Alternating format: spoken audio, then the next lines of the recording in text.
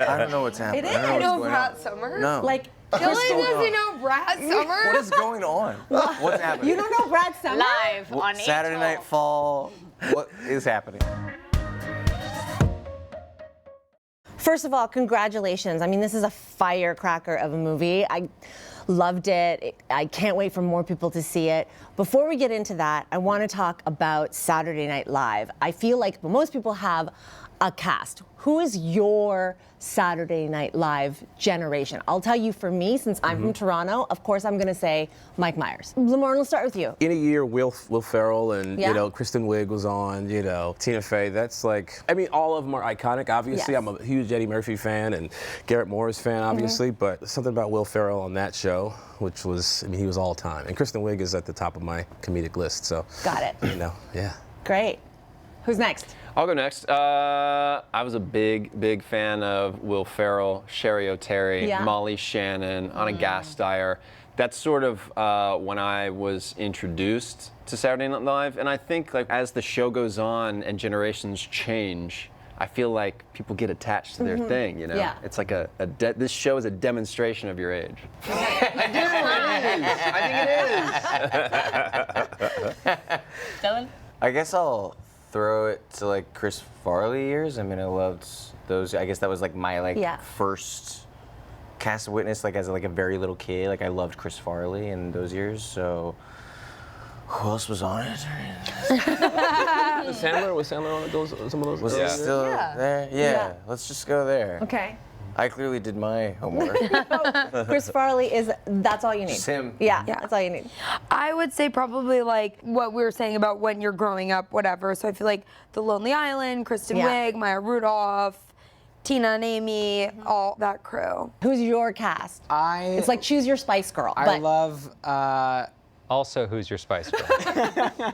I love the Bill Hader, Fred Armisen, Yeah. Kristen Wiig era. I mean, Andy Samberg and Yeah. Lonely Lonely Island. Island, yeah. I thought they were just so consistently funny. Bobby Moynihan all the time. I got to see Will Ferrell and Sherry O'Terry at the Groundlings in Los Angeles as a teenager growing up. So when they went to SNL, it was like watching someone I went to high school with go pro, you know, go to the NHL. Yeah. Like that's what it felt like. Yeah. That Will Ferrell cast was lights out. Rachel, you did an interview with Charlie XCX, and in that interview you said it's been your dream to host SNL, and you hope that you and Charlie can maybe do that together. What does a dream episode look like for you? I think exactly what you just said. I have a lot of friends who write on the show, who are in the cast, and I feel like it would just be so fun to get to like do a bunch of sketches together, and like that's pretty much all. I mean, hopefully I'm wearing something cute. But that's Of course.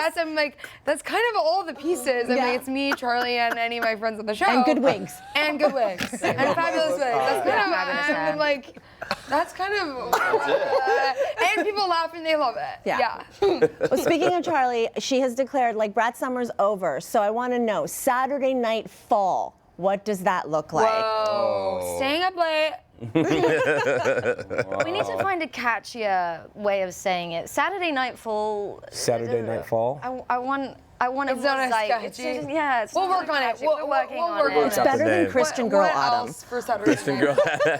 I don't know what's happening. is. I don't You know know what's going Brat on. Summer? No. Like, Dylan doesn't know Brat Summer? What is going on? What's happening? you don't know Brat Summer? Live on Saturday Etalk. Night Fall.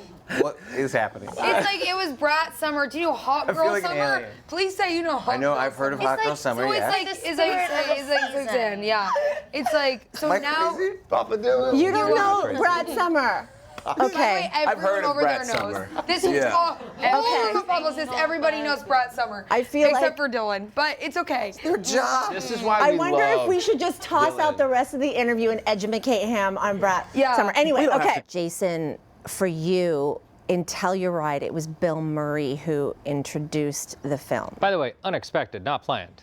Really? Well, I Yeah, want to no, know what no. that meant Oh, to yeah. you. Like, I'm standing in the audience. I'm about to go up and introduce the film, and I'm rehearsing my speech in my head, and there's a tap on my shoulder, and it's Bill. Hey, bud, think I should go up there too? Sure. And he got up there and he said the loveliest things and talked about his time at SNL, talked about it being his favorite job he ever had. That was thrilling. I mean, it's a dream, but that's how Bill works. Bill is like a fairy godmother, you know, who shows up and it touches people at random and changes their lives. And not an OG SNL cast member, but an OG Ghostbuster.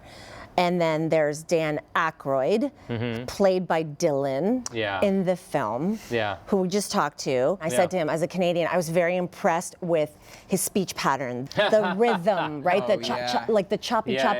And of course, the body language. You've known Dan Aykroyd for a long time. For you to direct that and to see that performance. Strange. I've done back-to-back movies where I directed Dan Aykroyd in my last film, and now I directed Dylan playing Dan Aykroyd in this film. I feel at this point I could write a scene of Dan Aykroyd doing anything. Dan Aykroyd going skiing, Dan Aykroyd ordering a burger, Dan Aykroyd in space. Like you just tell me the scenario and I'll write Dan. Should do the Harpo Marx scene of Dylan and Dan. Yeah, exactly. That is so, I don't know, is it meta, the word? Like that circular thing? It is. Anyway, It's strange because I've been talking to Dan, you know, a lot in the last few weeks about the film coming up, and we'll have these conversations where they segue from, you know, the future of Ghostbusters to, you know, what's going on with this film. And I realized, oh, that's right. When we talk about Saturday Night, we're not talking about the character Ray Stantz. We're talking about Dan. Dan as a kid. Dan at 23 years old, you know, and his life beginning. When, you know, as Dan would describe it, when they went on that opening night, in his head he was thinking, well, I still have a snowplow in Toronto, so I know there's a job waiting for me. These stories, like, wow. Dylan, as a Canadian, you got Dan Aykroyd. You got me. I'm a Canadian.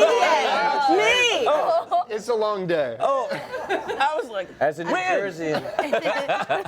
I can tell you, I'm so impressed with your performance. I feel like you really got the way of speaking, that pitter-patter, that rhythm. Cadence. Thank you. And also the pose and the angle of the body in the short shorts. Very well done. I have watched that. Anyway, I have to say, I had maybe too much. That was very Brat. I had maybe too much fun objectifying Dylan during that scene. Like one of the happiest days of my life, perhaps. Let's talk about how that costume, an essential part of a performance, helped you step into that vibe. You mean like the uncomfortable vibe? Sure, and then the leaning into it and really going for it. Oh yeah, because I was totally cozy in those shorts. So like That's Brad. That's Brad? It is Brad. I was like, who's Brad? Who is Brad? I don't remember the question. The costume, being Dan, having them cheeks say out, anything. Having Say anything. those shorts are the only. Say anything. Yeah, being Dan was great. Being in the shorts and being like objectified by my friends was really funny, and like I had a great time. My instinct in the scene was like to not be uncomfortable, and like Jason was like, I think I want you to hate it, like, and be like, it starts to get you a little bit, and I was like, oh really? Like, I'm like loving it. It's really fun. Like so that was acting. There was a moment. That's how we do. At the beginning of the scene where Dylan came over to me and he was like, you know, you can slap me on the butt if you feel like it. And I was like, yes, sir. Don't have to tell me twice. Your me voice. I was trying to get a bit of husk in there. That was incredible. I'm working on it. I want to talk about Rachel because she said that she went up to Lauren and was like, do I give ex-wife vibes? Right. By the way. When did Tracks. When did you know that she was giving ex-wife vibes? I love the dynamic of Lorne Michaels and Rosie Schuster. This is a complicated relationship that goes back to when they were teenagers, and then they were married, and then they were creating together. And all too often in movies, we think of romance as a binary thing. There's two people, they fall in love, end of story. And the truth is relationships are far more complicated than that. And what I loved about this relationship was, are they married? Yes, fine. But more importantly, they creatively supported each other. And even as their marriage was coming apart, that didn't matter. These are two people who realized that they were each geniuses, that their talent was of a higher caliber when they worked together. And they didn't care that our marriage is kind of falling apart. We're not as romantic as we used to be. Maybe you're dating someone on the show. That's not what matters. What matters is you're a genius. You make me funnier. And watching those two bond and hearing the stories about the complexity of the relationship, I really wanted to portray that. Rachel, you've been here before at TIFF. No. There's a film, right? I know, but it was COVID. Okay, so Cut you've to had me a in my film. parents' basement. You've had a film at TIFF before. Yes, but I wasn't here. Yeah. But I wanted to be, but I couldn't. So now that you're here with this film, Yes. looking back on Yeah. your experience with your previous film, which played so well. Oh, I wish I was here. I know.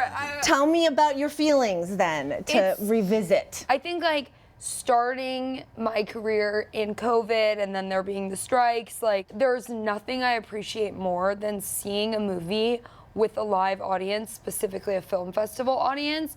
It's so special. And I'm so excited to see this movie with like the whole cast. Like everyone has an amazing moment. Like I watched the movie in LA, just me and Gabe, but it was like every time anyone came on, we were like, ah! Like it's like any person's entrance. Yeah. So I feel like it's just gonna be so fun to watch together and with an audience. Like the video? Then hit the button, or better yet, drop us a comment. Then check out our latest videos here. And don't forget to subscribe by hitting the button here for more celebrity interviews and entertainment news.